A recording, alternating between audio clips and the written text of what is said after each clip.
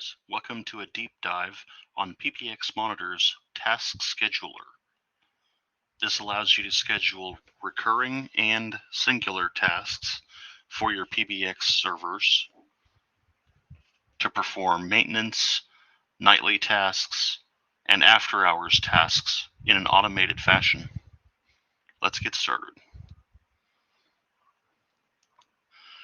First thing you're going to want to do is select a single PBX or a group of PBXs. In this field, you have a lot of options. You can select all PBXs, which we encourage you to use sparingly and only when it's appropriate. You can select PBXs by operating system, being Linux or Windows. You can select them by hosting type, assuming you've already assigned all your PBXs with a proper hosting type, be it hosted by 3CX, cloud hosted elsewhere, or on-premise. You can also select them by SLA group. That's also assuming you've already assigned the SLA groups on each PBX accordingly. Aside from those options, you can also select the PBXs individually, and you'll see all your PBXs under this green line here. To get started, I'll show you using SLA Group 1, which I've already assigned to 3CX Servers 2. The next thing you're going to want to do is select which scheduled task type you want to perform. You have a lot of options here. Starting out with the logging options, there's the activity log purge action, which will clean up the activity logs on 3CX servers you select. This one will turn the activity log off, or set it to low, set it to medium, or set it to verbose. This is useful if you want to record a verbose log for a set period of time, such as from 8 p.m. to 9 p.m. to catch a recurring incident that happens at night or some such, or just to make sure you don't accidentally leave it in verbose mode. You can set a task to run periodically to just automatically set the activity log back to low. That way, if a technician sets a server to verbose and forgets to switch it back off, you don't find out about it 2 months later after it's consumed massive amounts of CPU on a hosted platform. There's also the event log purge option, which will just purge out and clean up the event log itself on the PBX. The next group of tasks is the maintenance tasks. The first one is the backup PBX. This performs a standard 3CX backup to a zip file, which will be stored in the storage location set up on that particular 3CX server, but it does let you choose the file name. So if we were going to select that option, you'll notice this field over here changes to a file name field. You can specify, if say you're doing upgrades or you're doing maintenance of some type, you can specify a file name that would be meaningful to you regarding that. And then if you want it to be time coded, you can also specify the time variable as so, and the system will automatically switch the word time with the time code of when that scheduled task actually executes on the PBX.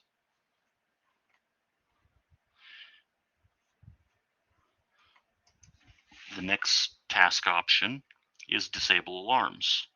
This is useful for when you have maintenance windows or when one of your carriers or data center providers does, because if you find out they're going to have maintenance between 11 and 12 at night, you can go in here and set up a disable alarms task to disable the alarms on all your PBXs at 11 o'clock and set it perhaps for a duration of 1 hour or 2 hours if you want to be safe, so that PBXMonitor ignores those PBXs going down or offline or fluctuating during that time period only.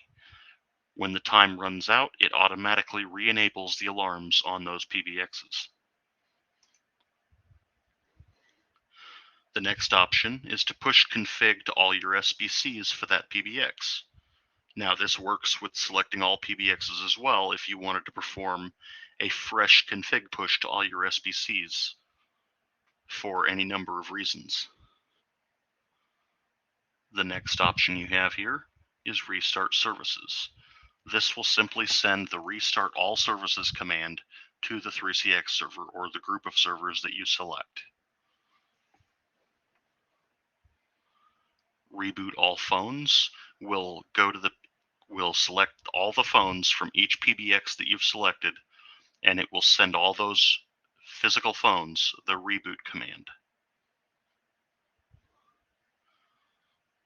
The refresh trunk option only works with individual PBXs because it requires a trunk ID number, which you can get from the 3CX server. You would select that option and you would input the trunk ID here. If you attempt to use this option with a group of PBXs, it will not do anything unless that PBX has a trunk that matches that trunk ID number. The other option is refresh all trunks if you're just trying to get everything refreshed after perhaps a carrier outage. You can just select refresh all trunks and no ID numbers are needed. The next option we have here is firmware cleanup. This will clean up all the firmware images on the PBX that are unnecessary or outdated, and clean up and restore some free disk space. The next category we have here is update tasks. This task will simply tell the 3CX server to check for any new updates with 3CX's repositories. The same check that happens in 3CX itself in the admin panel when you click updates and it sits there and checks for updates for a minute. If a particular PBX has not realized there's a pending update, perhaps it's just came out, running this task will make that new update suddenly appear in 3CX. Reprovision all phones will tell all the PBXs that you've selected to select all of their phones and send the reprovisioning command for them to re-download their provisioning files. This is useful if you've made a template change or if you've made config changes to numerous phones and you need those changes to be picked up by the actual endpoints, the desk phones themselves. This task right here will upgrade all SBCs on those selected PBXs.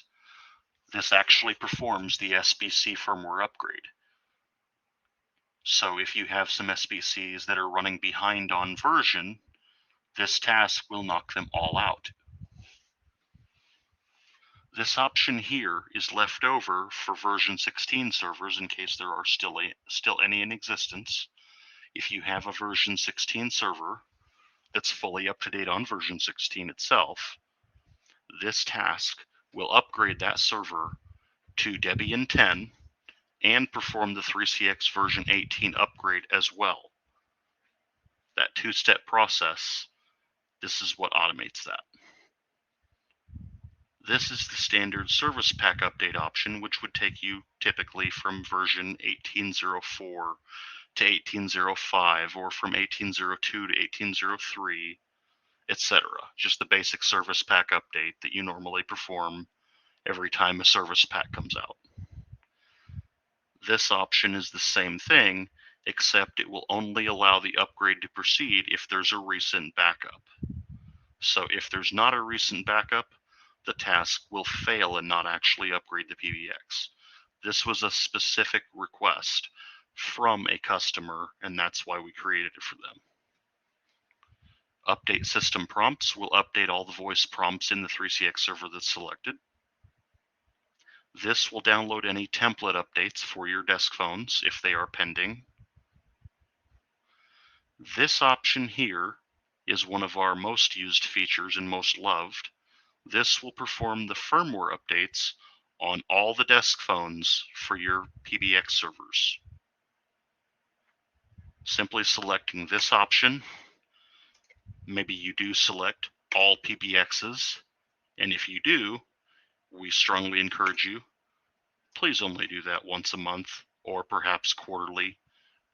Please do not upgrade all firmwares to all PBXs weekly. That's just a large task to have running that often.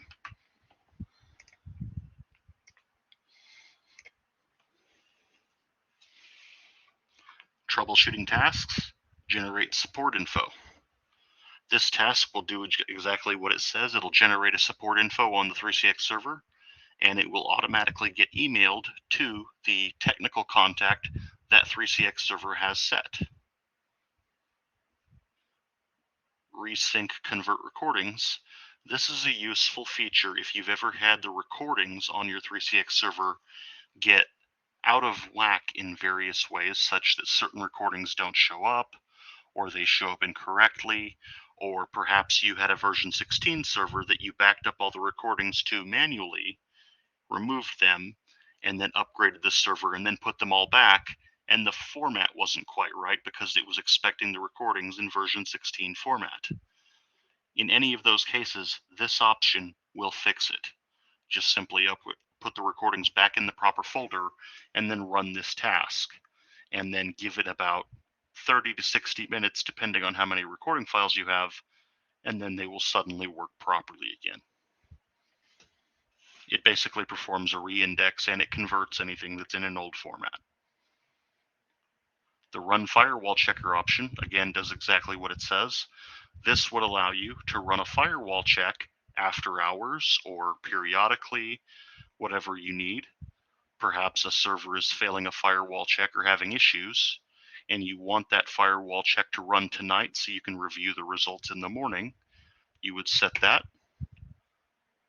Say you want to run it tonight at 11 p.m. when nobody's on the phone. And now when you come back in the morning and go to the firewall settings in that server, which you can do in PBXMonitor, the results would be displayed. And then you also don't have to worry about getting up at 11 p.m. at night to do it. It's done for you automatically. This task is here so that you can have a certain IP address get blacklisted on a schedule, perhaps to lock someone out, or any number of reasons you might need to do that. It was another special request. And then we have this one, console restrictions. This allows you to remove an allowed IP address from the console restrictions section automatically. Perhaps you've given a contractor or a software developer, API developer, whoever, access to a 3CX server to build a plugin or something else, and you've got console restrictions enabled with their IP address on the allow list. This feature allows you to set a scheduled task to automatically remove their IP address from the allow list at a set time on a schedule. So if you want to make sure their access terminates on a certain date, you can.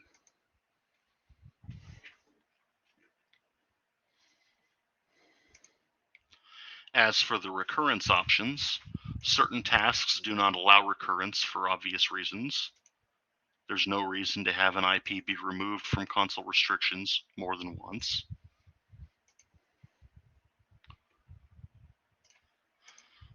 The options presented to you are anything between 5 minutes up to 30 minutes.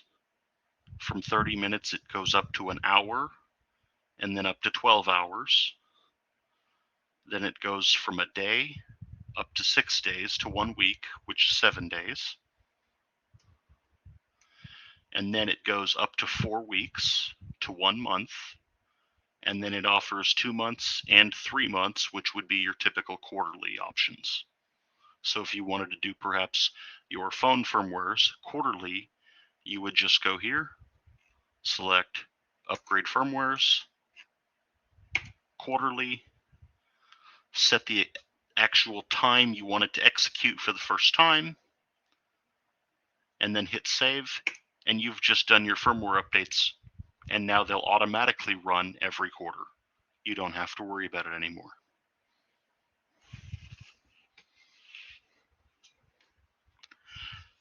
A couple of people have emailed and had problems with the scheduling time here. This scheduling time is set up for Chrome and will work in Google Chrome, Chromium itself, or in Edge. However, in other browsers, it may or may not display or function correctly. We had a couple of users who were using Opera. I'm sorry to say, this field here, this easy selection for the date and time, does not work in Opera, and there's nothing we can do to fix it. We did look into it and tried. But the number of people using Opera seems to be 2 or 3 at this point, so it's not a big issue. We do recommend that you're using a Chrome-based browser if you're using PBXMonitor. Be that Google Chrome, Microsoft Edge with the Chromium build, not the older Edge, or the actual open source Chromium browser.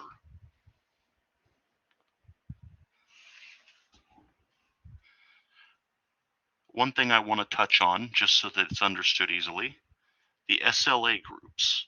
How do we assign different PBXs to be members of those groups? That's simple.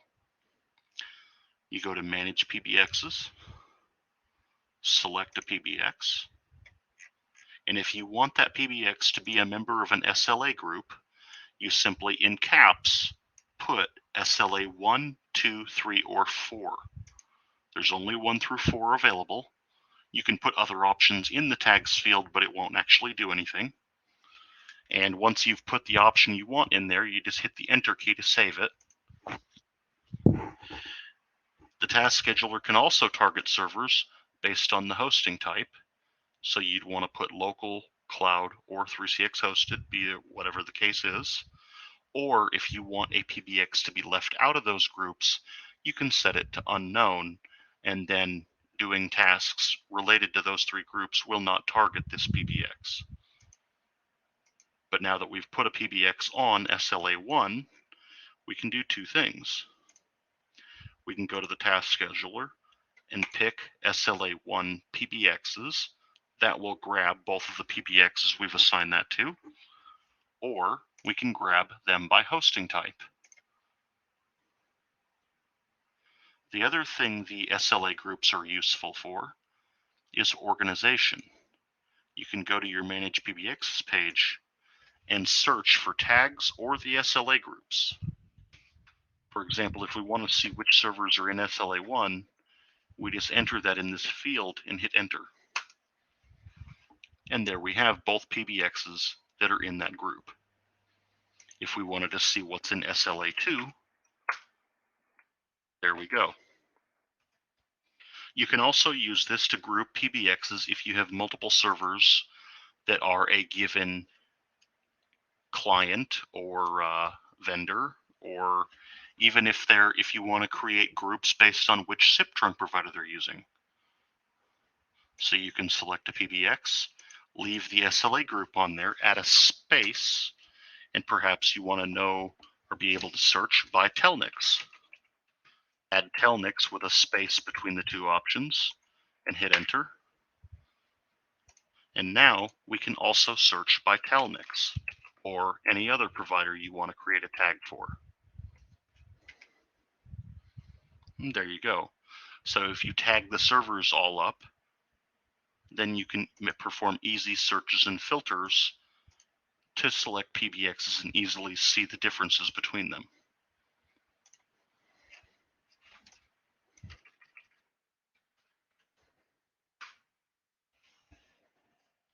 Hopefully this video has been of use to you and shows you how powerful the task scheduler is. We do encourage you to check back often to the changelog. We are adding features to the system and to the task scheduler regularly. We hope you've enjoyed this video, and thanks. Take care, guys.